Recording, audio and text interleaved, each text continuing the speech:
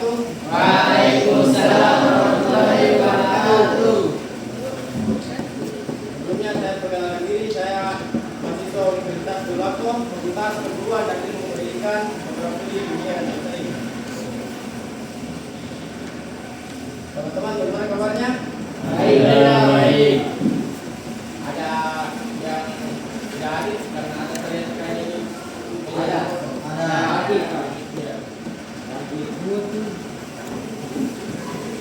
Oke, tadi kan itu saya perkenalan saya asal dari mana. Nama saya Muhammad Reza, ketua yang ada di universitas saya. Mungkin sebelum kita lanjut materi, ada yang bisa berbicara? Atau siapa ketua kelas? Ada ketua kelas. Siapa yang mau berbicara? Teman-teman, sebelum kita belajar, marilah kita berdoa. Berdoa dimulai. Bismillahirrahmanirrahim. Qaditu billahi rabbal wa bil islami dina wa bi Muhammadin nabiyya wa rasulah. Rabbi zidni ilman warzuqni fahman. Amin. Jadi teman-teman, tadi ada apa pelajaran apa? Sebelum saya masuk, mata pelajaran yang kosong atau sementara istirahat kali.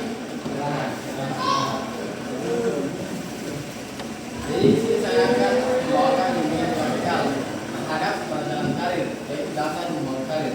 Boleh teman-teman lihat, ini beri saya perencanaan karir atau career planning. Mungkin teman-teman bertanya, apa itu karir? Kan sini ada dua pengertian. Yang pertama itu menurut KBBI, karir adalah perkembangan dan kemajuan dalam pekerjaan seseorang. Dan menurut Mads Indeks 2006 yang 42 mengungkapkan bahwa karir adalah rangkaian posisi yang berkaitan dengan kerja yang ditempati seseorang sepanjang hidupnya. Jadi sampai di sini teman-teman sudah kebayang apa itu karir? Ya, yang lainnya apa itu karir? Ya, Pekerja.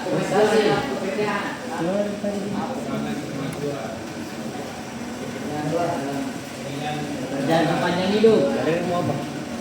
kalau saya bertanya apa itu? Apakah ada perbedaan antara karir dan pekerjaan? Ada. Ya, kalau ada apa? Ini sepak bola. Pekerjaan ini. Ya, apa? Karir. Apa yang kau jelaskan ini? Bola. Karir apa? Pekerjaan apa?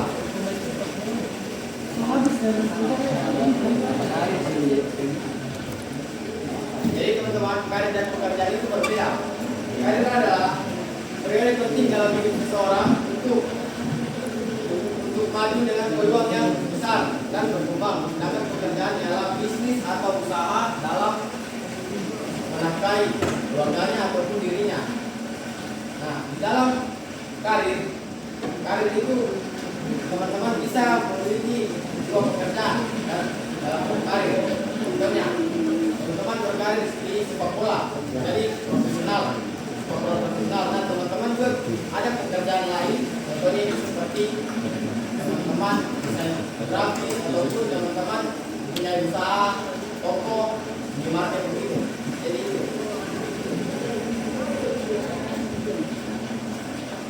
Selanjutnya, di sini ada evaluasi diri self assessment. Nah, evaluasi diri ini adalah salah satu tahap di mana teman-teman bisa membangun karirnya teman-teman. Pertama yaitu ada kenali minat dan passion pribadi. Nah, di sini teman-teman harus lebih mengenal minat teman-teman itu apa, teman-teman di bidang apa, passionnya teman-teman apa. Itu seperti yang saya contohkan tadi, teman-teman atau contohnya laki-laki. Di sini teman-teman yang laki-laki itu passionnya itu bermain bola, kan? Banyak laki-laki bermain bola. Nah, untuk teman-teman merintis karir di sepak bola, teman-teman harus evaluasi diri teman-teman. teman-teman. Bagaimana teman-teman berlatih. Nah, ketika teman-teman tahu teman-teman punya minat yang tinggi dan passion teman-teman di sepak bola, itu teman-teman bisa jalankan karir teman-teman. Jadi evaluasi diri. Yang kedua ada identifikasi kelebihan dan kekurangan. Bagaimana teman-teman melihat apa kelebihannya teman-teman dan kekurangannya teman-teman. Contohnya teman-teman yang perempuan suka bergosip, nah pasti teman-teman ini bagi teman-teman punya bicara yang bagus, bicara yang enak karena hari-hari digosip, hari-hari berbicara. Nah, teman-teman bisa melihat kelebihan itu, meskipun itu tidak baik, teman-teman bisa menerima. Saya punya kelebihan berbicara, meskipun itu salah satu cara berbicara orang lain. Tapi teman-teman bisa mengasah public speaking-nya teman-teman. Oh, saya punya gaya bicara bagus, saya punya public speaking bagus. Nah, teman-teman itu bisa menjadi presenter. Contohnya seperti teman-teman lihat di televisi, kamu bawakan acara berita, dan teman-teman bisa mengidentifikasi kekurangan. Kekurangannya teman-teman apa? Contohnya yang laki-laki tidak bertanggung jawab. Nah, ini teman-teman evaluasi, teman-teman identifikasi. Dan tidak bertanggung jawab dalam pekerjaan. Perempuan, keras kepala ataupun lumputan. Nah, itu teman-teman harus identifikasi. Kalau saya lumputan, saya nggak boleh lumputan, supaya bisa melaksanakan dan lebih enak. Yang ketiga ada pelajari nilai-nilai penting dalam diri. Ini sama kayak tadi. Iya. Pelajari harus kenal dalam diri teman-teman itu nilai apa saja yang ada dalam diri teman-teman. Teman-teman tahu apa saja nilai diri dalam teman-teman?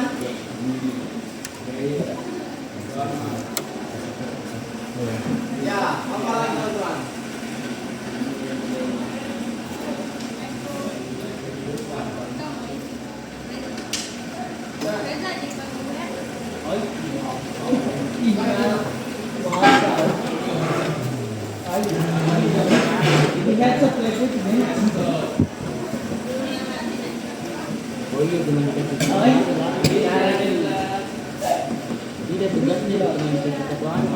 Ya teman-teman, apa yang teman-teman ketahui tentang nilai penting dalam diri?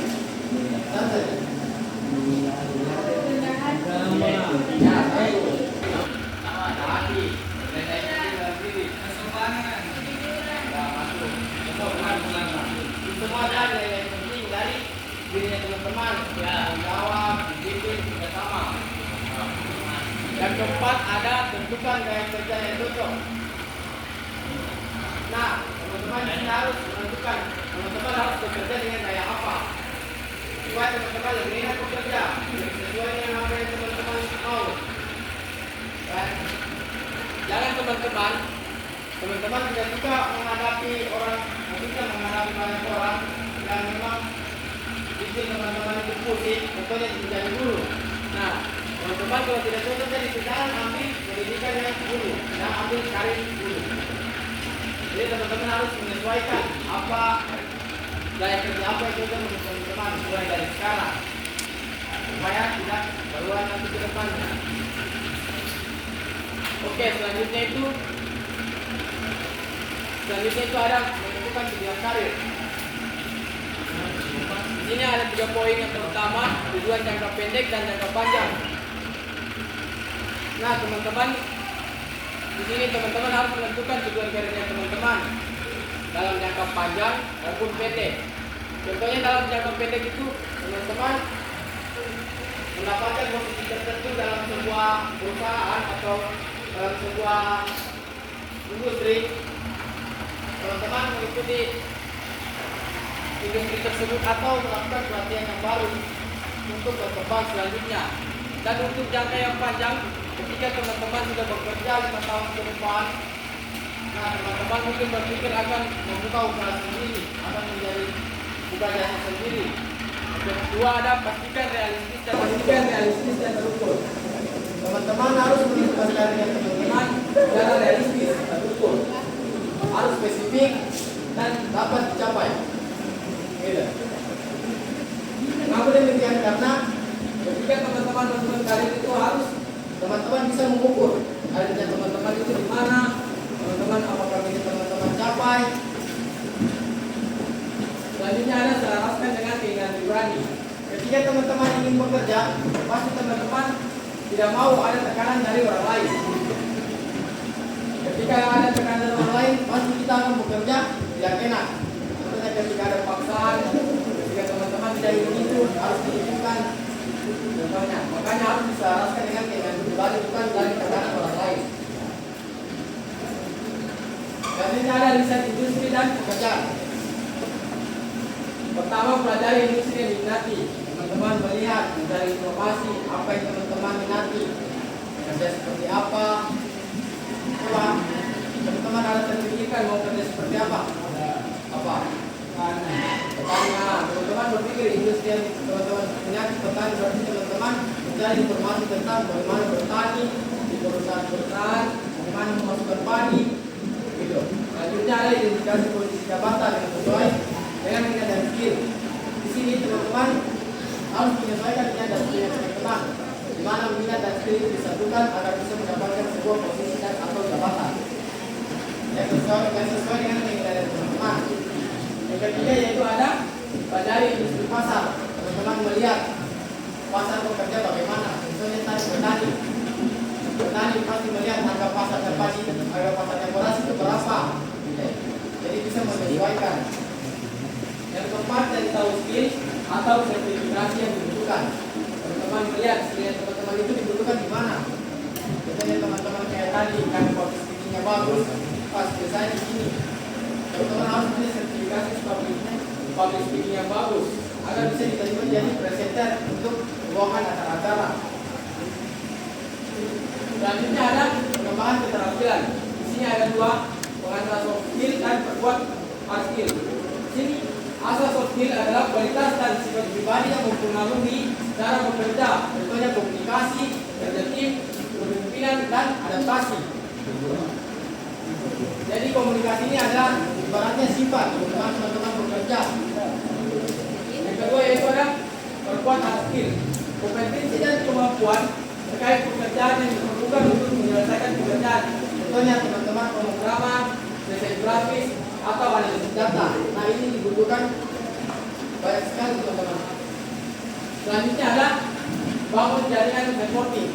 Ini yang terakhir, dari untuk membangun dasar karir, perencanaan karir. Di sini teman-teman bisa bergabung dengan komunitas profesional. Ketika teman-teman mendengar ada komunitas profesional, contohnya ada yang suka desain grafis, mengedit foto, pamflet, begitu. Teman-teman mendengar ada komunitas profesional tersebut. Nah, teman-teman harus bergabung agar bisa mengetahui informasi yang teman-teman bisa dapati dan bisa teman-teman gunakan untuk kedepannya. Yang kedua yaitu ada hadiri seminar atau job fair, di mana teman-teman menghadiri seminar sesuai dengan perencanaannya kayak teman-teman. Teman-teman mau jadi apa? Contohnya mungkin di Palu ini, teman-teman laki-laki yang ingin menjadi sepak bola profesional. Nah, suatu masa ada mungkin teman-teman tahu Bukan Sulaiman, ya kan? Nah, Bukan Sulaiman mengadakan seminar tentang bagaimana caranya menjadi sepak bola profesional. Nah, ketika teman-teman punya minat untuk merencanakan karir di sepak bola, teman-teman harus hadiri itu supaya teman-teman bisa dapat ilmu yang bermanfaat untuk kedepannya. Terakhir itu ada jalin relasi dengan mentor atau profesional di bidang terkait. Seperti yang sudah tadi, teman-teman bisa berkomunikasi atau berbicara menjalin hubungan dengan mentor atau profesional di bidang terkait. Contohnya teman-teman seperti Messi, dan Muhammad Fikri, Bukan Sulaiman, barangkali Ronaldo kalau bisa. Berbuaya. Ya, berbuaya.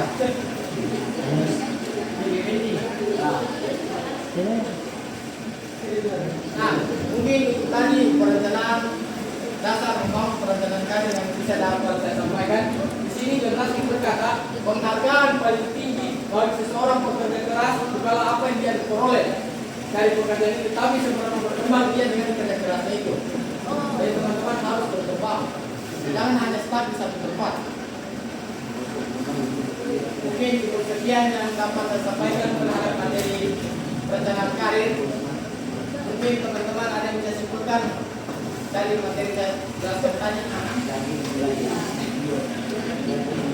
Ayo teman-teman, saya kira tadi teman-teman sudah mendengarkan dengan bersama. Atau saya bertanya saja. Ada yang masih ingat perbedaan karir dan pekerjaan? Ada. Ya, ada apa? Ada. Ya, silakan. Kalau karir itu Pak, seperti memulai sepak bola. Ya. Pekerjaan seperti mengurus rumah tangga. Ya, tidak apa-apa, masuk. Jadi teman-teman, pesan dan pertanyaan teman-teman yang disampaikan tadi dari apa pesan dan pertanyaan teman-teman terhadap materi ini. Mungkin bisa diberikan atau salah satunya Mantap. pesannya apa? Ya, yang perempuan ya seperti ya. Kita ada yang mau dibilang. Bagaimana?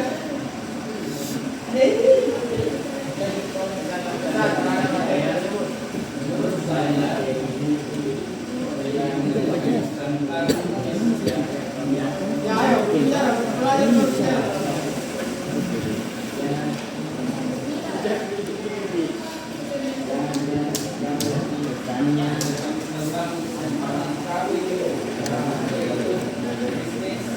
Ini Kak dia tahu. Ya, sampai nih tahu. Ya. Ini sudah ditunjuk. Bukan kita usah tadi.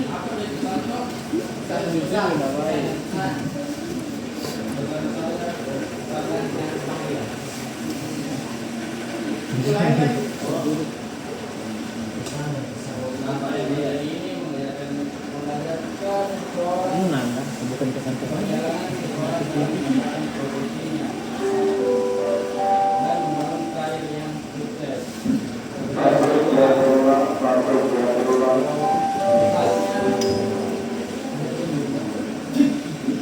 Oke, baik. Jadi teman-teman, terkait tadi perencanaan karir, sekarang teman-teman mulai dari sini mungkin yang bisa teman-teman dapatkan, teman-teman bisa mulai pelajari dari dirinya teman-teman, kenal minat dan passion, bakat, identifikasi kelebihan dan kekurangan, supaya teman-teman ke depannya itu tidak terkadir begitu ya. Apa teman-teman memiliki, misalnya laki-laki ingin jadi sepak bola profesional, ya, pro player, masuk nih kepala game, jadi gamer, ya kan, jadi sepak bola, masuk di KR, ataupun perempuannya menjadi bekerja di bank, masuk di ekonomi, atau ada yang menjadi hakim, maksudnya dihukum, jadi ibu, ya, Pak. Masih tidak tahu. Jadi mungkin cukup sekian saya yang dapat saya sampaikan, kurang lebihnya mohon dimaafkan teman-teman. Belum terakhir mungkin kita berdua kembali untuk kegiatan kita hari ini. Selamat lagi yang pimpin. Teman-teman, menyelesaikan kegiatan ini. Sebelum menyelesaikan kegiatan ini, marilah kita berdoa. Berdoa dimulai. Bismillahirrahmanirrahim. Wal asri innal insana lafi khusr illa alladziina aamanu wa 'amilus shalihati wa tawassaw bil haqqi wa tawassaw bis sabr. Amin.